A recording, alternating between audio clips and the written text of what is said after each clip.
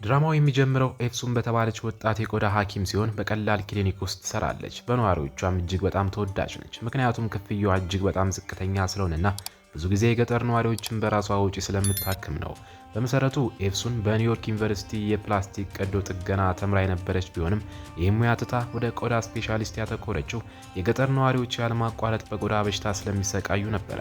በአሁኑ ጊዜም ከአባቷ ጋር በገጠር ትኖራለች። የሚያስተዳድሩት የፈረስ እርሻም አላቸው። በዛ ቀን አሚር የሚባል ቆንጆ ወጣት ወደ ክሊኒኩ ይመጣል። እናም ኤፍሱንን በአስቸኳይ ማግኘት ይፈልጋል።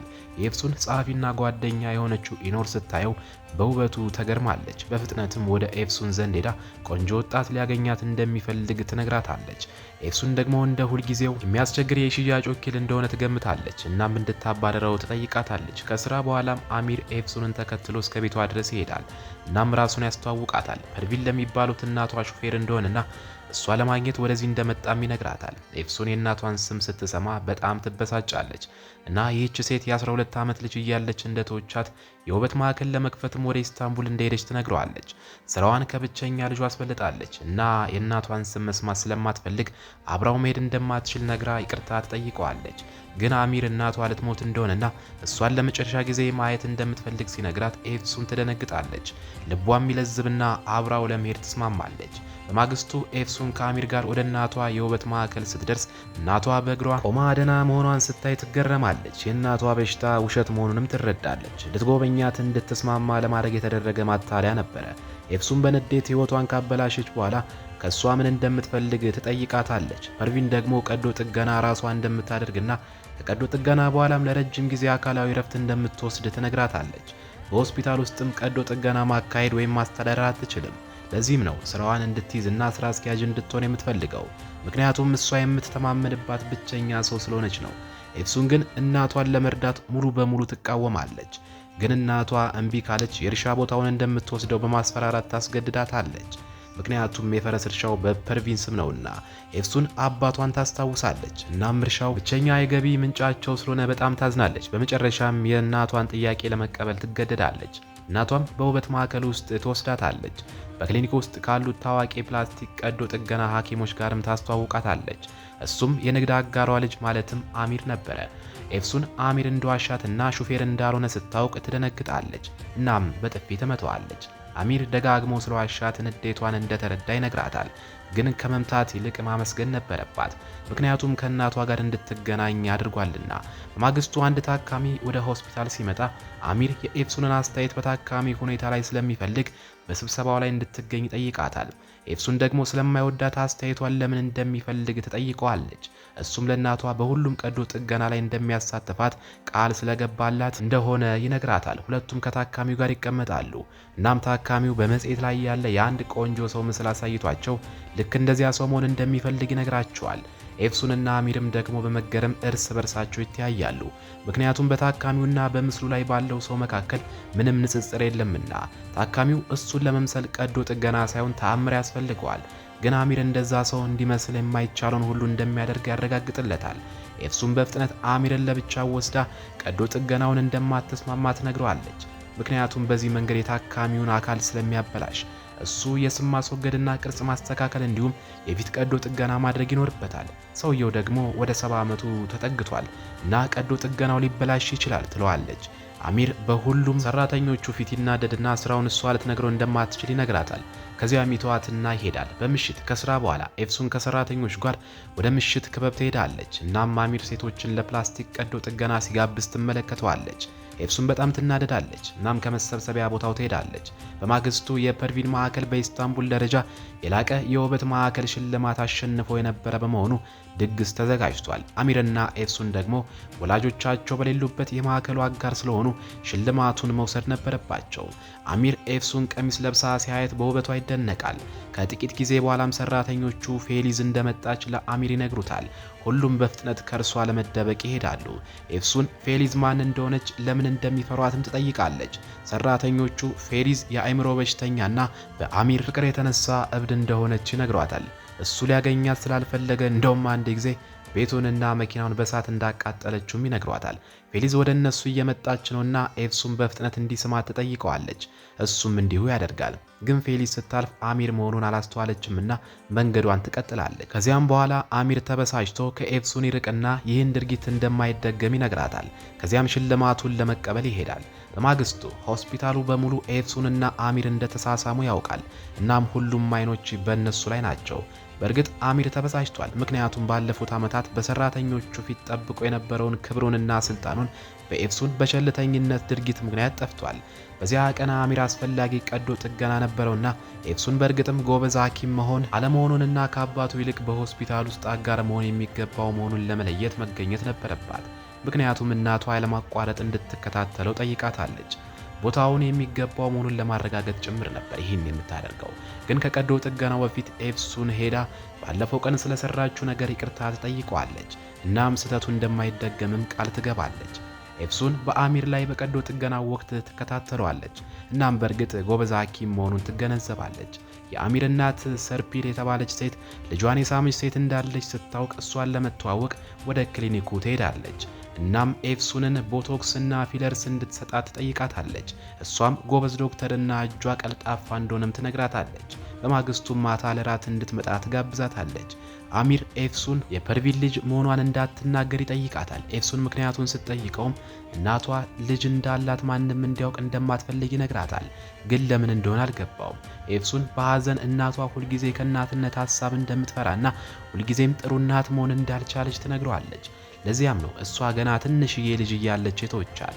ምሽት ላይ ኤፍሱን የአሚር ቤተሰብ ቤት ትደርሳለች። ከእናቱ ከአባቱ ካያና ከወንድሙ ጂም ጋርም ትገናኛለች። ሰርፒን እሷ ማን እንደሆነችና ከልጇ ምን እንደምትፈልግ ለማወቅ ወሬዋን ትቀጥላለች። ግን ኤፍሱን ሐሳቧን ተረድታ ጥያቄዎቿን በብልህነት ትመልሳለች። ካያ ስራ አስኪያጅ እንደመሆኑ መጠን በሆስፒታሉ ላይ ማናቸውም ማሻሻያ ማድረግ እንደሚያስፈልጋቸው ታስብ እንደሆነ ይጠይቃታል። ኤፍሱን ደግሞ መክፈል ለማይችሉ ሰዎች ነፃ የፕላስቲክ ቀዶ ጥገና እንዲያደርጉ ትጠይቀዋለች። ምክንያቱም ብዙ ጊዜ በተፈጥሯዊ ጉድለቶች ወይም በጦርነቶች ምክንያት ቅርጻቸው ተበላሽቷል።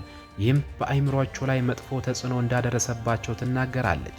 የፕላስቲክ ቀዶ ጥገና መልክን ብቻ ሳይሆን የአንድን ሰው ስነ ልቦና ጭምር ያሻሽላል። አሚር በንግግሯ በጣም ይደሰታል፣ በእርሷም ይገረማል። ካያም በሐሳቧ በጣም ይደሰታል። እናም በሚቀጥለው ስብሰባ ላይ ስለ ሐሳቡ እንደሚወያዩ ይነግራታል። ከራት በኋላም አሚር ኤፍሱን በጣም ተንኮለኛ መሆኗን ይነግራታል። አባቱን ለማስደመምና ከእሷ ጎን እንዲቆም ለማድረግ ያንን ቃል እንደተናገረችም አውቄያለሁ ይላታል። ኤፍሱንም ደግሞ ሁሉም ሰው እንደሱ መጥፎ ዓላማ እንደሌለው ትነግረዋለች። ስለ እሷ መጥፎ ሐሳብ ማሰብ እንዲያቆምም ትጠይቀዋለች። ምክንያቱም እሷ ጠላቱ አይደለችምና ነው። በማግስቱ ኤፍሱን ከጓደኛዋ እንደሰማችው አሚር ከትልቅ ሆስፒታል የሚስብ ክፍያ አግኝቷል። ኤፍሱን ከሆስፒታሉን ትቶ እንዳይሄድ በጣም ትፈራለች። ምክንያቱም እሱ በአስተዳደራዊ ጉዳዮች ላይ ብዙ ይረዳታል። ያለ እርሱ ብቻዋን ሆስፒታሉ ማስተዳደር አትችልም። በተመሳሳይ ጊዜ ኤፍሱን ሚሊሽ የተባለች ታካሚ አሚር ቀዶ ጥገና ካደረገላት በኋላ ኮማ ውስጥ እንደገባች ታውቃለች። ኤፍሱን እጅግ በጣም የጥፋተኝነት ስሜት ይሰማታል። ምክንያቱም ቀዶ ጥገናው ለእርሷ ትልቅ ስለነበረ አሚር ከመጀመሪያው ጀምሮ ቢቃወመውም ቀዶ ጥገናውን እንዲያደርግላት አሳምነዋለች። ተበሳጭታ ያለቀሰች ከሆስፒታል ትሄዳለች። አሚር ይጨነቅላታልና ወደ ፈረስ እርሻ እንደሄደች ያውቃል። ተከትሏትም ይሄዳል። ፈረስ ስትጋልብም ያገኛታል። ግን በድንገት ሚዛኗን ስታ ከፈረስ ላይ ትወድቃለች። አሚር በፍጥነት ወደ እርሷ ሮጦ ትከሻዋን ወልቆ ያገኘዋል። ወደ ቦታው ይመልስና እንድትረጋጋ ይጠይቃታል። ታካሚዋ ደህና መሆኗንና ከኮማም እንደነቃች ያረጋግጥላታል። በራሷ ላይ የጥፋተኝነት ስሜት እንዳይሰማት ይጠይቃታል። ምክንያቱም እርሱም ቀዶ ጥገናውን ለማድረግ ተስማምቷልና። ከዚያ በኋላም ሁለቱ በአንድ የመኖሪያ ግቢ ውስጥ ስለሚኖሩ አሚር ወደ ቤት ያደርሳታል እና ቁስሏን ማከምም ይጀምራል። ኤፍሱን አጋጣሚውን ተጠቅማ በሌላ ሆስፒታል በራሱ ወጪ እየሰራ እንደሆነ ወሬውን እንደሰማች ትነግረዋለች። ይህንን አይሻ የምትባል ታካሚ ነግራት ነው እሱ ይህን ካደረገ ከሆስፒታል ውጭ በራሱ ስም መስራት ስለሌለበት ተጠያቂም ይሆናል። አሚርም ሐሜት ማውራት እንድታቆም ይጠይቃታል። ምክንያቱም ከሆስፒታል ውጭ አይሰራም። ግን ኤፍሱን አሁንም አታምነውም። ናም ከሆስፒታል ውጭ እየሰራ እንደሆነ ካወቀች በቀላሉ ልታባረረው እንደምትችልም ትነግረዋለች። አሚር እሱ የሚያደርገውን ስለማታውቅ እንደገና እንዳታስፈራረው ይጠይቃታል። ምሽት ላይም ድግስ ይደገሳል። ኤፍሱን አሚር ከእርሷ ምን እየደበቀ እንዳለ ከታካሚዎች ለማወቅ ወደ ድግሱ ለመሄድ ወሰነች። በድግሱ ላይም ኤፍሱን አይሼን ለማነጋገር ትሞክራለች። እናም አሚር ወደ ሌላ ሆስፒታል በተደጋጋሚ እንደሚሄድ ታረጋግጣለች። ሆስፒታሉም ሞደርን ላይፍ ተብሎ ይጠራል። በዚህ ጊዜ ማቲ የተባለ የፕላስቲክ ቀዶ ጥገና ሐኪም ኤፍሱን አሚር የተደበቀው ሚስጥር ማወቅ እንደምትፈልግ ይገነዘባል። ማቲ ሁሉም ታካሚዎች ወደ አሚር ስለሚሄዱ ይቀናበታል።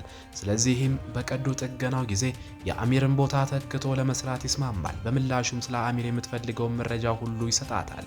በማግስቱም ካያ ኤፍሱንን ለማግኘት ወደ ሆስፒታል ይሄዳል። እናም ልጁ አሚር በታካሚ ሚሊሻ ላይ ባደረሰባት ችግር ምክንያት ምርመራ እንደሚጠብቀውም ይነግራታል። ኤፍሱን አሚር ጥፋተኛ እንዳልሆነና ቀዶ ጥገናውን እንዲያደርግለት ያሳመነችው እሷ እንደሆነች ትነግረዋለች። ግን ካያ ቀዶ ጥገናውን የሚያደርገው አሚር ስለሆነ ለስህተቶቹ በሙሉ ተጠያቂ የሚሆነው እሱ እንደሆነ ይነግራታል። ኤፍሱንም ታካሚዋ ደህና መሆኗንና እሷ ራሷ እንዳረጋገጠች ትናገራለች። ታካሚዋ ስር የሰደደ በሽታ እንደሌለባት የሚገልጽ የሐኪም ሪፖርት አጭበርብራ ስለነበረ ጥፋተኛዋ ታካሚዋ እንደሆነችም ትገነዘባለች። ምንም እንኳን የታይሮይድ በሽታ ቢኖርባትም አንድ ሰው መወቀስ ካለበት የምትወቀሰው ራሷ ታካሚዋ እንደሆነችም ትገልጻለች። ግን ካያ ኮሚቴው በጉዳዩ ላይ እንደሚወስንና በእርግጥም ጥፋተኛ ሆኖ ከተገኘ ከሆስፒታሉ እንደሚባረር ይነግራታል። ኤፍሱን ግን ከአሚር ጎን ትቆምና እርሷ ስራ አስኪያጅ እንደሆነች ወደ ኮሚቴውም እንደማትልከው ለአባቱ ትነግረዋለች። ካያም ልጁን ለስህተቶቹ ተጠያቂ የሚያደርግበትን ሌላ መንገድ እንደሚያገኝ ነግራትና ይሄዳል። በተመሳሳይ ጊዜ አሚር በቀዶ ጥገና ክፍል ውስጥ ነው። እናም ኤፍሱን ቀዶ ጥገና የሚያደርግላትን ታካሚ ወደ ሌላ ክፍል እንዳዘዋወረቻት ይሰማል። ስለዚህ ማቲ ቀዶ ጥገናውን ያደርግላታል ማለት ነው። በጣም ይናደዳል። የቀዶ ጥገና ክፍሉንም ለቆ ወደ ኤፍሱን ቢሮ ይሄዳል። እናም ታካሚውን ለሌላ ዶክተር ለመስጠት እንዴት እንደደፈረች ጠይቃታል። እሱም በሞደርን ላይፍ ሆስፒታል ቀዶ ጥገና ለማድረግ እንዴት እንደደፈረ ትጠይቀዋለች። እሱ ቀዶ ጥገና ያደረገላት ታካሚ ዳ እንደምትባል እንዳወቀችና በሞደርን ላይፍ ሆስፒታል በራሷ እንዳየች ትነግረዋለች። ቀዶ ጥገናውን ያደረገው እሱ መሆኑ በእርግጠኝነት ከታወቀ ከማባረር ሌላ ምርጫ እንደማይኖራትም ትገልጽለታለች። ከዚያም ትታው ትሄዳለች። አሚር በፍጥነት ለአባቱ ይደውልና የተፈጠረውን ይነግረዋል። ከንግግራቸውም ፐርቪን አሚር በሞደርን ላይፍ ሆስፒታል ቀዶ ጥገና እንዲያደርግላት እንደጠየቀችውና ኢዳ የሚለው የውሸት ስም እንደተጠቀመች ይገነዘባል። ነገር ግን ሴት ልጇን በአውሮፓ ቀዶ ጥገና ለማድረግ እንደሄደች አስረድታታለች። የፐርቪን እውነተኛ ዓላማ ከሴት ልጇ ጋር ያላትን ግንኙነት ማስተካከል መሆኑን እንረዳለን። ለዚያም ነው እሷን በምትኩ ሆስፒታሉን እንድታስተዳድር የፈቀደችው። እናም የኋላ ኋላ ስትከታተላት የነበረችው። በእሷ እይታ ከሴት ልጇ ጋር ያላትን ግንኙነት ለማስተካከል ብቸኛው መንገድ ይህ ነው። ፐርቪን ሴት ልጇ ወደ ሆስፒታል እየመጣች መሆኑን ስታውቅ በፍጥነት እቃዎቿን ሰብስባ ትሄዳለች። ኤፍሱን ሆስፒታል ስትደርስም ኢዳር የምትባል ታካሚ እዚያ እንደሌለች ታረጋግጣለች። በጣምም ትገረማለች። ምሽት ላይ አሚር ከኤፍሱን አፓርታማ የሚወጣ ድምፅ ይሰማና እርሷን ለማየት ይሄዳል። በእግር ኳስ ጨዋታ ሙሉ በሙሉ ተውጣ ቡድኗን በታላቅ ድምፅ ትደግፍም ያገኛታል። ከጎኗ እንዲቀመጥና ቡድኗ እንዲያሸንፍ እንዲጸልይ ትጠይቋለች። አሚር በድርጊቷ ይስቃልና ቡድኗ ግብ ሲያስቆጥር በድንገት አሚርን ታቅፏለች። ሁለቱም ለጥቂት ጊዜ አይን ላይን ይተያያሉ። ሁኔታውን ሲገነዘቡም በፍጥነት ይላቀቃሉ። አሚር በባህሪዋ ተደንቋል። ምክንያቱም ከሚያውቃቸው ሴቶች ሁሉ የተለየች ናት። ምክንያቱም የማትገመትና ቀለል ያለች ናት። ከጨዋታው በኋላም ዝም ብለው ስለተለያዩ ጉዳዮች ያወራሉ፣ ይስቃሉ፣ ይጫወታሉ። ጊዜው እስኪሮጥና ፀሐይ እስክትወጣ ድረስ አሚር ወደ ታች ወርዶ የሆስፒታል ሰዓቱ ከመድረሱ በፊት ለ2 ሰዓታት ለመተኛት ይሄዳል። ኤፍሱን በእርሱ መማረክ ትጀምራለች እና ይህ ስሜት በጣም ግራ ያጋባታል። በማግስቱ ፐርቪን ለሴት ልጇ ትደውላለች እና ዛሬ አሚርን ለመመርመር ኮሚቴው እንደሚሰበሰብ ትነግራታለች። እናም በዚህ ጉዳይ ላይ ምንም ክርክር የለም። በእርግጥ ኤፍሱን ታዝናለች እና ለመስማማት ትገደዳለች። አሚር ኤፍሱን ወደ ኮሚቴው እንደምትልከው ሲያውቅ ወደ እሷ ጋር ሄዶ ይጣላታል። እሷንም እንደማይረዳት ይነግራታል። ምክንያቱም በትናንትናው ዕለት እንደ ጓደኛሞች ሲስቁና ሲጫወቱ ነበር። ዛሬ ግን ከሆስፒታል ልታባረረው ወጥመድ ዘርግታበታለች። በትክክል ከሱ ምን እንደምትፈልግና ስራውን በመጉዳት ምን እንደምታገኝ ይጠይቃታል። ኤፍሱን ጉዳዩ ከሷ አቅም በላይ እንደሆነ ትነግረዋለች። በጉዳዩ ላይ ውሳኔ መስጠት ብትችል ኖሮ ፈጽሞ ወደ ኮሚቴው ለመላክ አትስማማም ነበረ። ምክንያቱም እርሱን መጉዳት አትፈልግም። ግን አሚር አያምናትም። እናም እሷ እንደተጫወተችበት ይሰማዋል። ይተዋትናም ይሄዳል። በዕለቱ መጨረሻ ላይም ኮሚቴው ከአሚር ጋር ይሰበሰባል። እናም ኤፍሱንም እሱን ለመከላከል ተገኝታለች። ንግግሯን ሁሉ ከተናገረች በኋላ ኮሚቴው በግል አሚርን እንዲመረምረው ፈቅዳ ትወጣለች። በድንገትም አሚር ከኮሚቴው ስብሰባ ሲወጣ ታየዋለች። ተበሳጭቷል። ኤፍሱን በፍጥነት ወደ እሱ ሄዳ የተፈጠረውን ትጠይቀዋለች።